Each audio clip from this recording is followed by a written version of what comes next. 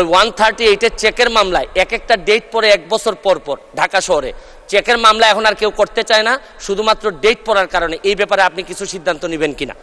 মাননীয় স্পিকার, আমার মাননীয় মন্ত্রী মহোদয়ের কাছে আমার জিজ্ঞাসা, ঢাকা শহরে মানুষ আছে 2.25 কোটি, কতগুলা থানা, কতগুলা জেলা, ইউনিয়ন, অথচ আমাদের আইনে সাকসেশন সার্টিফিকেটের জন্য সাকসেশন কোর্ট আছে মাত্র একটা, এবং এইটা আমাদের জন্য জানেন নামজারি, শেয়ার ট্রান্সফার, উত্তরাধিকার সব কিছুতেই আমাদের সাকসেশন সার্টিফিকেট লাগে।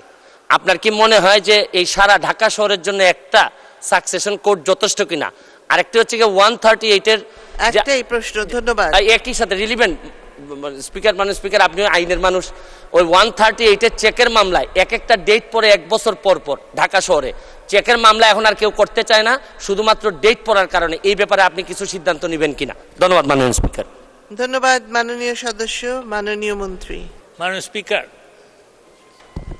মাননীয় সংসদ সদস্য যেরকম মানুষের উপকার করার জন্য সংসদ সদস্য হয়েছেন, আওয়ামী লীগ সরকার কিন্তু জনগণের উপকার করেছে এবং করে বলেই এই 10 বছর 11 বছর 3 বার, আপনার 4 বার এই নির্বাচনে জয়ী হয়েছে। তো সেই প্রেক্ষিতে আমি বলবো যে যদি এই একটা সাকসেশন কোর্টের যদি না হয় তাহলে অবশ্যই এই সরকার সিদ্ধান্ত নিবে যে এটা আরও বাড়ানো, এবং সেইখানে একটা যেই আইনি একটু জটিলতা আছে সেটা রিমুভ করার চেষ্টাও আমরা করব, যাতে মানুষ, মাননীয় প্রধানমন্ত্রী বলেছেন ওয়ান স্টপ সার্ভিস, সেই ওয়ান স্টপ সার্ভিস যেন মানুষ পায় সেটার চেষ্টা করা হচ্ছে।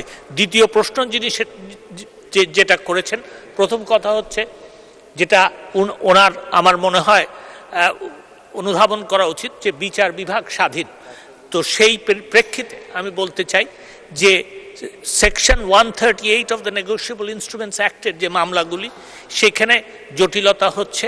আমরা চিন্তা ভাবনা করছি যে এই আইনটার এবং বিশেষ করে এই ধারাটার আপনার সংশোধন করার জন্য, এবং তড়িৎ যাতে মামলা শেষ হয় সেটার ব্যবস্থাও আমরা নিচ্ছি।